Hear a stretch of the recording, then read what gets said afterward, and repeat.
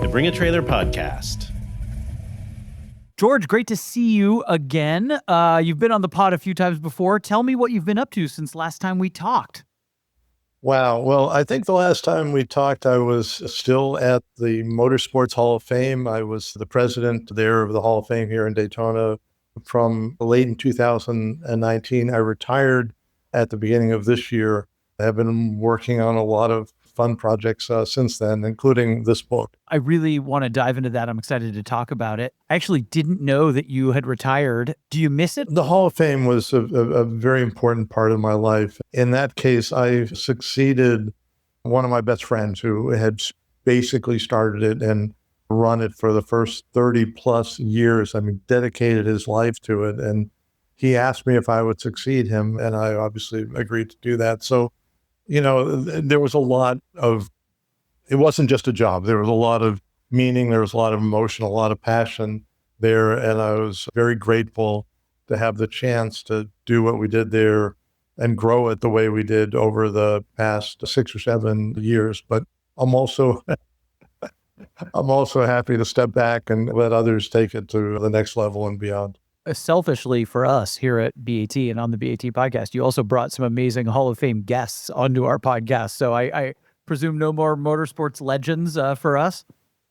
Actually, anytime you want to talk about the motorsports legends, you know, happy to help. I've spent a lot of my life cultivating those relationships. And in my books, one of the things that I guess the main signatures of the text in the books is that, you know, we interview so many of these participants, from the most famous people to, you know, some of the people in the trenches, and use those voices, bring those voices to the book. So the next time we do one of these, if you want me to rope in a couple of our fascinating friends and guests, would be happy to do that. I was semi-teasing, George. We always are happy just to talk to you, but it is hard to deny hearing, you know, fantastic stories. And you know, I'm always partial to Jim Hall talking about crashing his P-51 Mustang. So I don't want to miss out on any of those opportunities. That's a great segue into the book that we're talking about here today, which is about Motorsports Mavericks. That's the title. Maybe we can start there, or should we start with your co-author, with Pete Biro? Where would you like to start in terms of talking about the genesis of this newest book? Well, let's start with Pete, and that is a natural lead into how this book came about.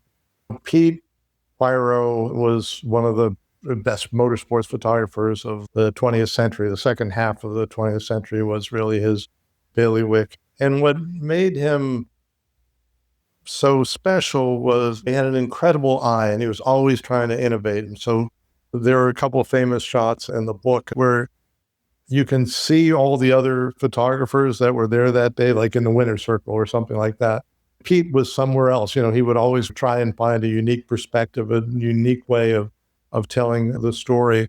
The other thing that was amazing about Pete was he covered more types of racing than almost anyone. There were a lot of great motorsports photographers, and a lot of them are good friends of both mine and Pete's, but a few of them covered just the sheer breadth of drag racing, Formula One, the 24 Hours of Le Mans, NASCAR, land speed records, you name it. And that really was an important part of doing this book. I believe this is in your introduction. Use the term, is it not pentathlete? You call, you know, these people who, these motorsports folks who participated in many different sports themselves. You mentioned Dan Gurney, a hero of mine, person that I love, right? Who was building his own Grand Prix car, but was also driving sports racers and was, you know, driving oval track, all different kinds of things. And one of the things that struck me about the book and that I loved about it, and that my colleagues here at Bring a Trailer loved about it, is that kind of broad interest in all motorsports. Yeah. So the book came about really because Pete, in his final days, we had done a number of, you know, well-received books together, Can-Am 50th Anniversary, Formula One Mavericks, and we worked together a lot on the Jim Hall book.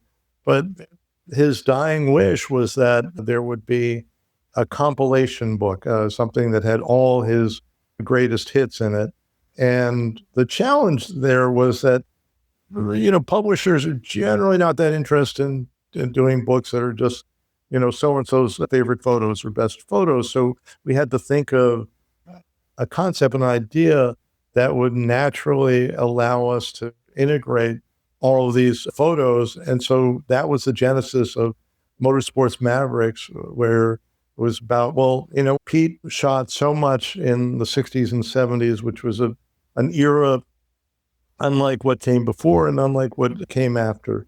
And he shot almost everything. He was almost, everywhere. When Craig Breedlove set the 600-mile-an-hour land speed record in the Spirit of America, Pete was there. When Cosworth and Lotus introduced the Lotus 49 at the Dutch Grand Prix in 1967, which changed Formula One, Pete was there, and on and on. And so it was that idea which allowed us to really go deep through all of Pete's archive to just show that era. And then once we had that idea, okay, well, it'll be about that era and about the people who made it special. We wanted to highlight what was different about that era. And what we came up with was this idea that each chapter would be about a person or a group of people, a type of person that existed then that doesn't really exist in the same way now. So, for example, that first chapter, the decathletes. Decathletes, thank you. Yeah, no, it's about those guys like Jim Clark, Dan Gurney, H.A. Foyt, who participated in so many different forms of racing, NASCAR, Le Mans, Formula One, etc. And that is starting to happen a little bit more today. Max Verstappen, Tony Stewart is maybe the best example in the current world. But, nothing like back then, it was normal for those guys to do that. And it made it a very different time and a very different complexion to racing. Absolutely. Drive your Formula 2 car right before you drive your Formula 1 car, right? Yeah, exactly. I mean, some of these weekend events that these guys would do. And of course, one of the big differences is, today, all the forms of racing are so specialized. I remember that, a top IndyCar driver who had transitioned to NASCAR said that, there were two completely different mindsets you needed to excel at both. In IndyCar, if the car is moving at all, if it's rotating or sliding at all, you're going slower. In NASCAR, if the car isn't moving at all, you're going slower. But it required a degree of specialization that wasn't as critical back in the 60s and 70s. Well, I'm nostalgic for the 60s and 70s, so I loved reading through all that. How did you and Pete first meet? Back a million years ago I guess this was the 1980s, I was a young guy starting out. Well, I started out at Auto Week and worked there a couple of years, then was hired by an advertising agency that had the Goodyear account. And we did all the race win ads for Goodyear during that period. And Pete was their house photographer. He was also the West Coast editor for Car and Driver through that whole stretch. And so he was shooting, tons of editorial, but he was also shooting for Goodyear because they ran, every week they would win another major race and they would want great photography. So because I happened to be working at the agency, we went to a race, Pete was there, and that's how we met.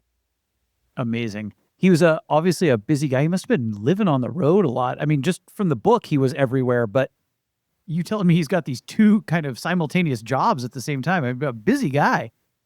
Well, more than that, because in addition to the photography, he was also a professional magician. And I got to tell you, like, if you drop Pete's name or if you walked into a race with Pete, there would be all sorts of people that would come up to you, top drivers and top team owners who would instantly be your friend because you were with Pete and they all loved Pete.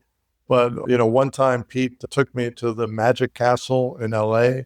He lived in LA, and walking in there was the same thing. All, the most famous magicians in the world were all coming up to us and saying, "Pete, how are you? Oh man, good to see you." And you can still find some of Pete's videos on YouTube, magic videos, and, completely separate, life, except I think some of that mindset bled over into both and made him a better photographer and perhaps made him a better magician as well. That's an interesting thought. George, what do you mean by that? Because he's thinking about what other people are perceiving when they're watching something? Like he's in the mindset of somebody else? Explain what you mean by that. That's an interesting thought.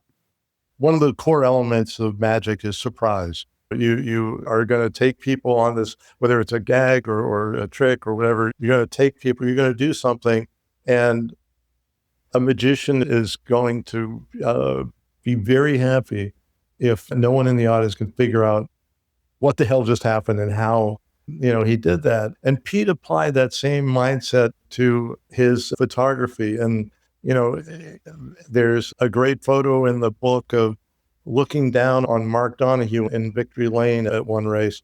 The photo sees Mark and you see his car, and then you see the photographer's pen where all the other photographers, and there are some great photographers in the photographer's pen, including great friends of Pete's like Bernard Caillet, who is a fantastic French photographer.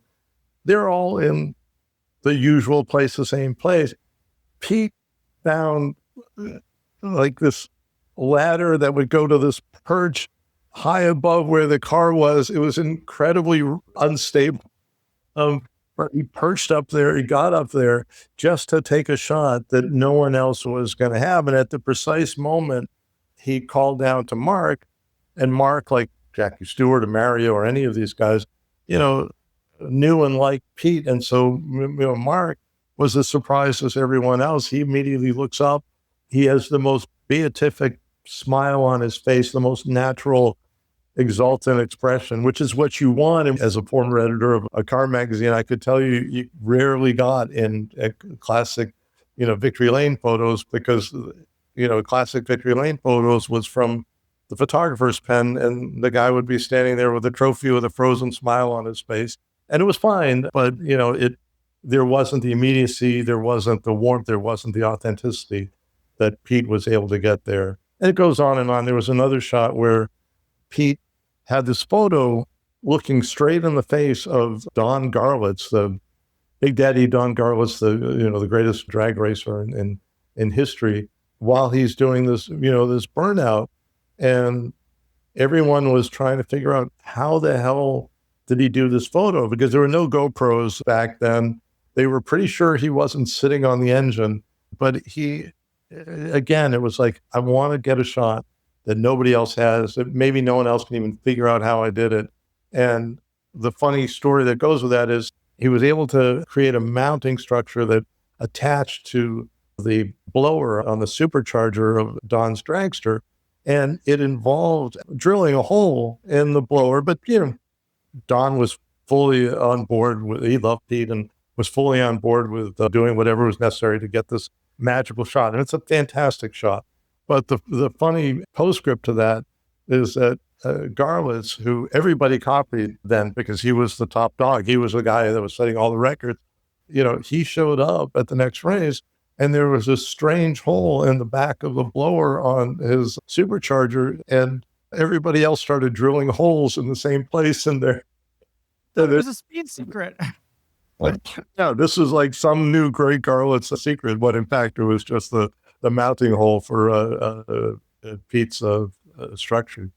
Oh my God, that's incredible, George. I hope we can get more anecdotes like that. A couple of things I'll say. One, I noticed as I went through the book, how good he was with people. I found this, even at Bring a Trailer, I found this to be true. It's, cars and vehicles and events are one thing to capture, but really what we all want is the human connection. And he was really good with that. And I think it's what connects a lot of us to motorsports. I was just having this discussion with somebody else. It's the people, right? And not even always necessarily the drivers, but there's a great Phil Remington shot that I spent a long time looking at, right? Like it's the people even adjacent to it and associated with all of this great success in motorsports. I also noticed he got quite a few amazing shots at drag strips that I didn't understand. It's so funny you mentioned the one with the mount, but he got a couple, I think they were also Garlits, maybe it was Prudhomme, where it looks like he's about to get hit by the dragster.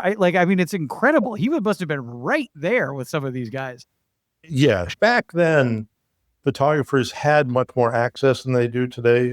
Today people are understandably much more safety conscious, and, especially the old school photographers complain bitterly about how, they wouldn't even do it today because, you can't get to the places. You can't put yourself at as much risk as these guys do. When, there were photographers. Pete one day told me about, the 3 or 4 guys he had seen get killed or grievously injured photographers just because everyone's trying to get that great shot. It's like the Jimmy Stewart movie, Rear Window. The pretext of that is that he was trying to get this great shot of a race car coming right at him, and it hit him, and that's why he was recovering from those injuries. So, yeah, Pete did take those risks. He did figure out places, and that was the other thing. If you talk to any of these guys, Dave Friedman, Kaye, Pete, obviously, they were constantly looking for places that they could get images that not everybody else got, or what they considered the best images. Yeah, I mean, and we're all benefiting from it now. I mean, there's these shots of these front engine dragsters in particular. It's so interesting you mentioned that, because those are the ones that really, I love that era. You got the driver with the gas mask on and stuff, and it's so dramatic looking. But man, I spent a lot of time staring at those. You brought up Bernard Kaye. Oh, go ahead. Well, I was just going to say, you brought up the idea of Pete's relationships with people, and I can't stress enough how important that was to his photography. And there's a photo in the book of Mark Donahue driving his Lola Can-Am / USRRC car around a corner at Riverside. And you look at it, and if you think about it, you go, Pete couldn't have been more than like 2 inches away from the car when that happened. How is that even possible? And, you didn't do that as a photographer. These guys would get close, they would take chances. But what happened in this case was precisely because Pete had such a good relationship with Mark.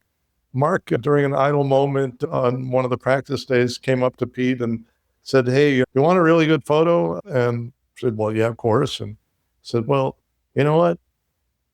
Stand at the apex of turn 6 and put your toes on the inside line." There was like a white line painted along the inside of the pavement.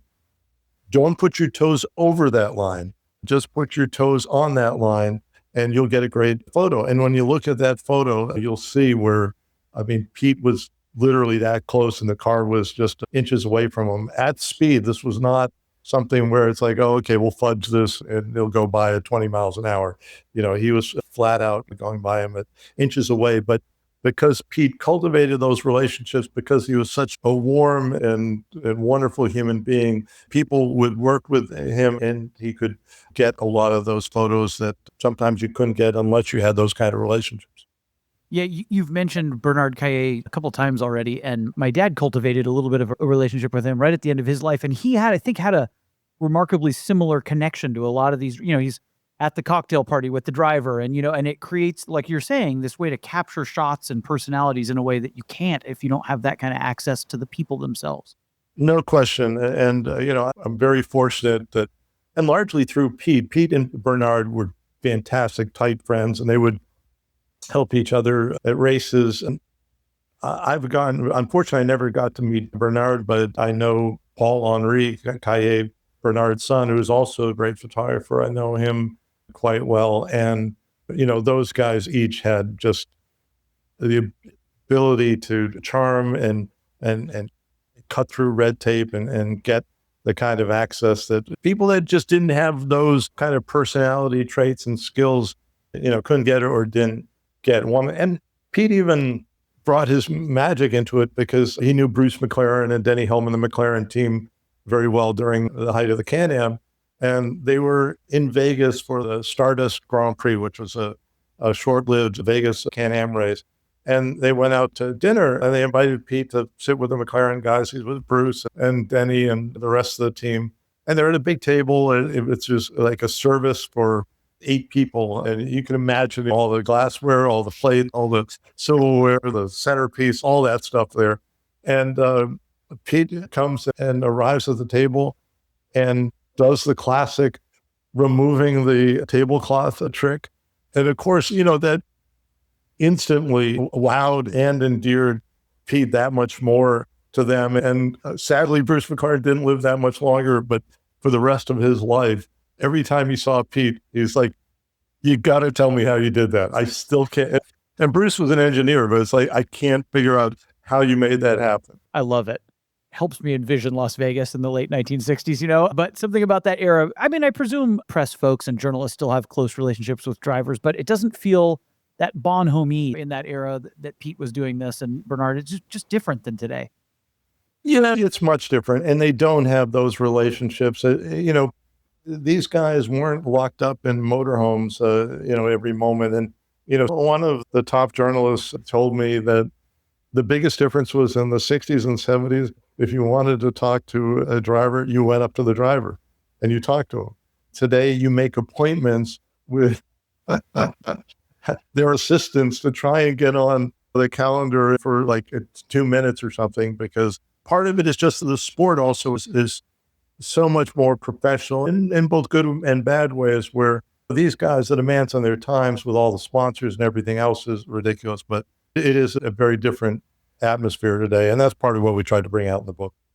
Well, you did a great job. It's amazing. You got an excellent foreword by Roger Penske. Can you talk a little bit about how that came about? He had some interesting tales to tell there. He talks about approach, how he approaches things. And I presume Pete approached things in a similar way. When we thought about who would be a great person to write a foreword, Mr. Penske immediately came to mind. I don't know if you interviewed him or had him on the show, but he's an incredibly busy guy, even today. And for our purposes in the book, he lived that period. He was one of the top drivers at the beginning of that period, and then went on to race in almost every form of competition except drag racing.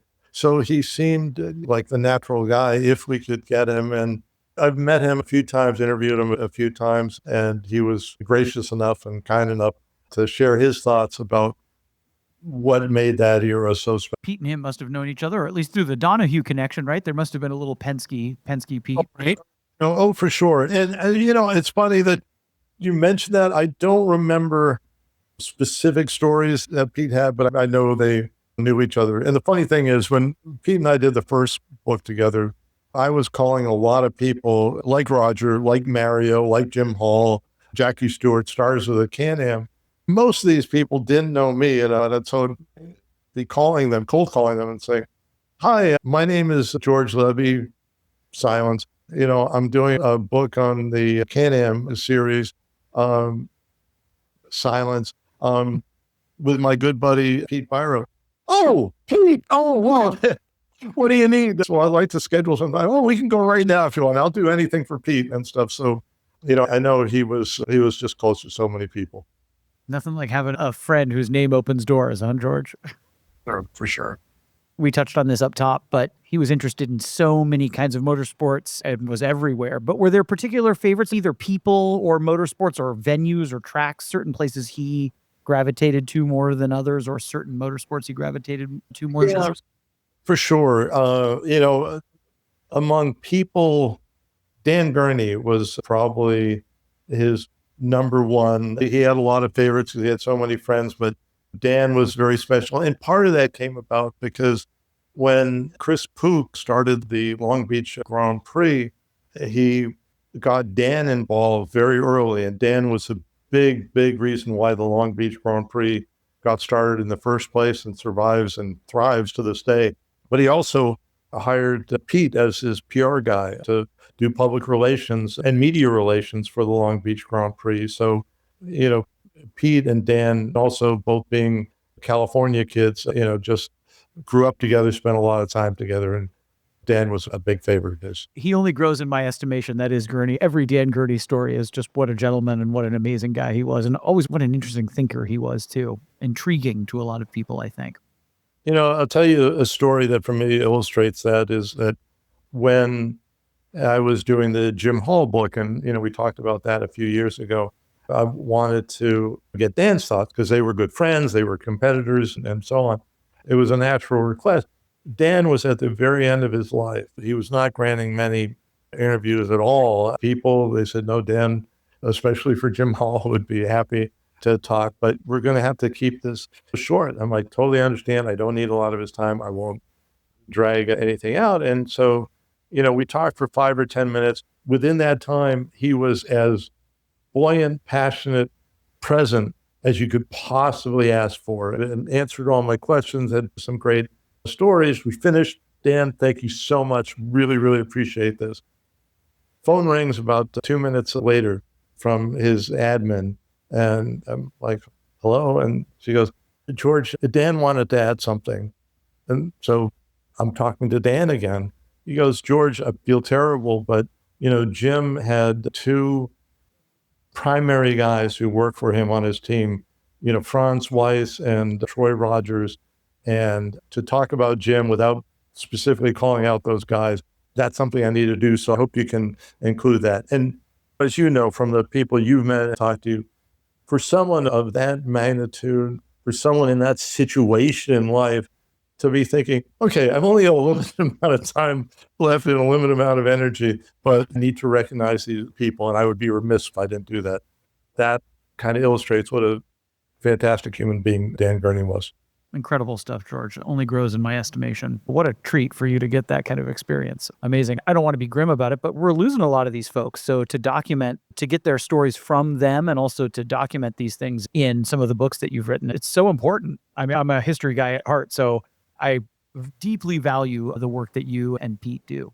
Well, I appreciate that. One of the hallmarks of all the books we've done together is, Pete does the pictures, I do the words, and, I've always wanted to capture those voices. A friend of mine who's also an author said someone had told them that their primary complaint was that so many authors read two books and then write the third book. They're just basing it on what's out there. And, certainly you want to be aware of that. There's some fantastic books out there.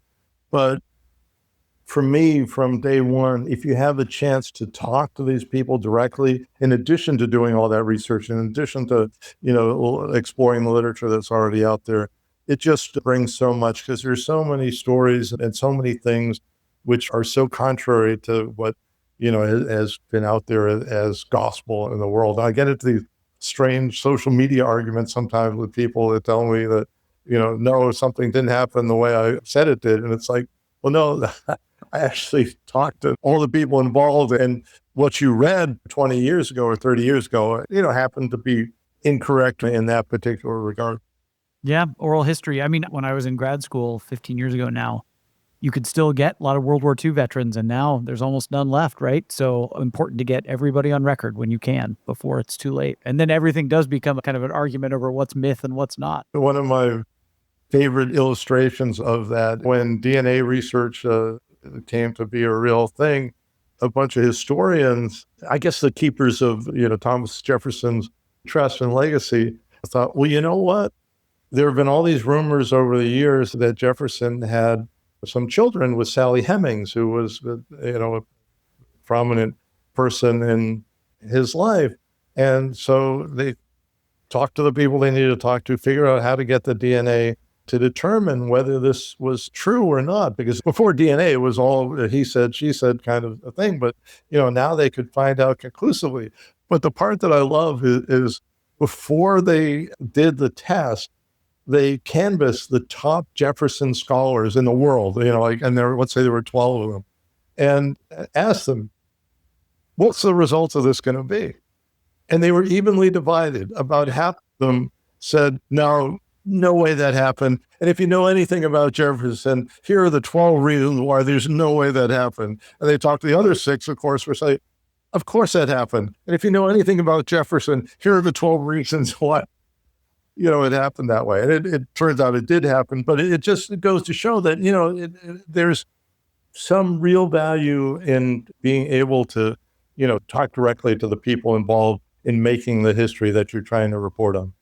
Absolutely. First-person anecdotes. And now I believe the Hemings descendants get to come to the Jefferson family reunions, which is amazing. Exactly. And that wouldn't have happened prior to that. It was just one of those things where it's like, okay, history can be made a little bit more correct, a little bit righter than it had been.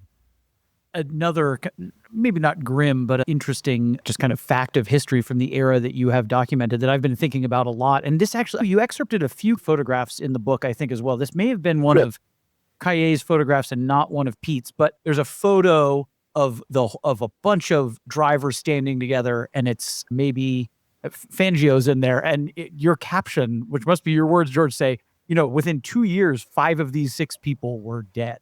I can't remember all the people in there. Fangio's sitting in the middle. I think maybe Fangio's the only one who survived. Exactly. I think he was in that photo the only one that survived. And, that was another big difference in that era that we talk about in the book, is that even as fans, you had this urgency and immediacy. If you liked the driver, well, you better appreciate him or her right now, because you don't know what was going to happen. And one of the great interviews that's actually in that chapter is with a guy named Robert Daly, who wrote for the New York Times and wrote two of the seminal books in motorsports history, Cars at Speed and The Cruel Sport, which are both great reads even today. And, he met the Marquis de Portago, who a lot of the people that consume the podcast will maybe remember from the Ferrari movie, that, he was one of the prime drivers for Ferrari in that movie. And it's just a fascinating character. And Di Portago's in that photo that I'm referencing, I think, too. He's one of the people. Yeah, right. that's why that photo is there, because the Daily talked a lot about Portago and how he just became fascinated with this guy, and that even his close buddy and second in command felt was going to be dead within a couple of years, just based on how dangerous it was and the way he drove. And the sad irony of that is that his buddy was in the co-driver's seat when Portago was killed during the Mille Miglia. A wild era, and you can see how it would, you want to live every minute as much as you can. So it creates even maybe more camaraderie, and again, brings in some of the people. And not that photographers are peripheral, but anyone who's there to appreciate the sport and enjoy it. I bet, it makes sense that they were partying a lot, right? Like you don't know what tomorrow is going to bring.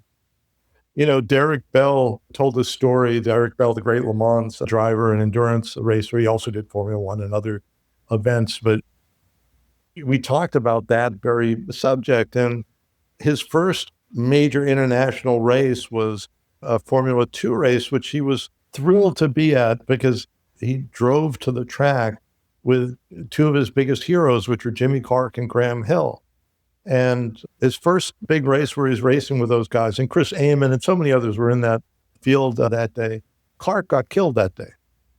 His hero was gone. And Derek said, people think we somehow had these iron constitutions where this stuff wouldn't affect us. But, he said, I remember going to a Formula 2 race at the Nürburgring, and you'd race and you'd go home, and then Autosport or Auto Week would arrive 4 or 5 days later, and you'd read about that 2 guys got killed at that race, and which you didn't even realize, because, that's how primitive things were in those days in terms of communication at the track. And he said, people think it wasn't hard. It was incredibly hard to keep going, keep your focus, keep your competitive edge, but knowing that at any moment you or your best friend could be gone. Incredible stuff. The Di Portago crash, that's what ends the Mille Miglia, right? That's, yeah. Exactly. Right. Man, wild stuff. Well, let's not end on a grim note. Any other positive anecdote? I mean, to me, it's part of the fascination of the era, but it's also just an aesthetically beautiful era. The cars are so much more interesting to me from that time because there's so much more variety. Not to disparage modern racing, but a lot of it feels a little bit like spec racing to me, even some of the high-tiered sports. So the fact that there's interesting engineering and the cars look different is part of what I love about it, and that's all captured magnificently in the book. Anything else that folks should know about George? Any other anecdotes you want to share? Any other Pete stories or anything else they should just know about the book in general? Yeah, the way we structured it was to look at types of people that either don't exist today or it's taken on a very different form. So, we talked about one of the chapters, the decathletes. Another one was the innovators. You had guys like Jim Clark and Colin Chapman, who built cars for Jim Clark, and Jim Hall and Tony Southgate and guys like that. Racing back then, the designers were it was more like the auteur theory in film, where, that movie is a reflection of one guy. And I mean, there were a lot of people that worked on it, but pretty much that guy is responsible for the vision. And if you're going to love or hate the finished product, that guy did that. And you look at so many of the cars back then, and it was, Colin Chapman, even though he had, over time, he started to have designers working under him, it was still, his vision. He was leading that. a lotus was a lotus, a chaparral was a chaparral. And it was pre-computers too. So, a lot of this was just like designing spacecraft and hoping that it left the launch pad safely and went into space. And so, that's a big difference. Another one is partly because it was such an urgent era and the risks were so great. There's one chapter called The Comedians, and there were guys like Eddie Sachs, who was known as the clown prince of racing, and Oscar Kowaleski. And there's a great photo that Pete took of the Datsun 510 after winning the championship, the final year that they were competing. And the pit board, the last pit board that they showed John Morton as he was winning the championship, it just says money, fame, girls. And Randy, the founder of the company, and I were pouring over that one. He thought that was so awesome. He's like, is that fake? I'm like, no, I'm sure it's not. So, yeah, there was this wonderful brotherhood and sisterhood of speed. And I mentioned sisterhood too, because, there were in the 70s, that's when women like Janet Guthrie started to come along. And Marie-Claude Beaumont is not as well known in this country, but was, major European, and Layla Lombardi, and there was like Shirley Muldowney. Yeah. Michelle Bouton, that's when it really starts to change. And that all just started to finally break through when women had been just prevented from racing against the guys, no matter how talented they were previously. Yeah.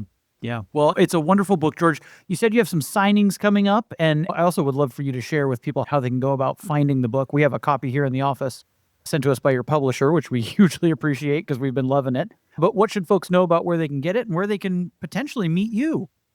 I always like to support, and I hope your viewers will support their local and neighborhood enthusiast bookstores, places around the country.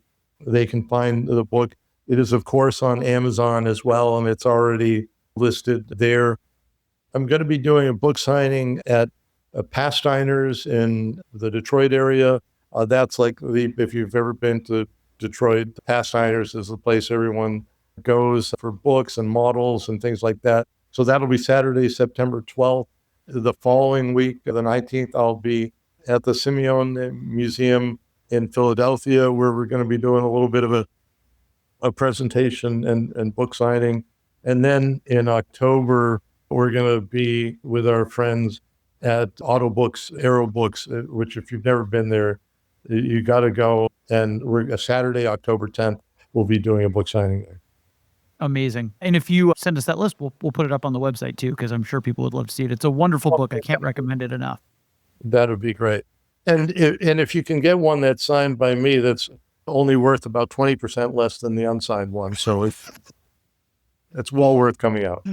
Awesome, George. A wonderful work. Congratulations to you, because it's great. And it's a tribute to Pete too. So big congratulations. It's also just a very lovely looking thing. Like I said, we've been passing it around here at the office and having it on the coffee table. It's a delightful thing to have. My dad, who's lived through a lot of this in Southern California in the 50s and 60s, absolutely loved it as well. So you're hitting folks of all ages who appreciate these things. Well, and, to be able to make Pete's wish come true and have this beautiful compilation, a lot of his favorite photos was very special. So I hope people enjoy it. Wonderful. Well, thanks for coming, George. As always, we love to see you. I know you've got a couple other things cooking, so maybe we'll hear from you again soon. Well, I got another book coming out next year. We can talk about that when time comes. Excellent. Thanks for being here, George. Thank you so much to you, everyone at BAT. We really, really appreciate it. We always enjoy it. Thanks to all of you for listening. As always, please feel free to send feedback, questions, concerns, anything else to podcast@bringatrailer.com. Thanks to George. Thanks to all of you, and we will catch you next time.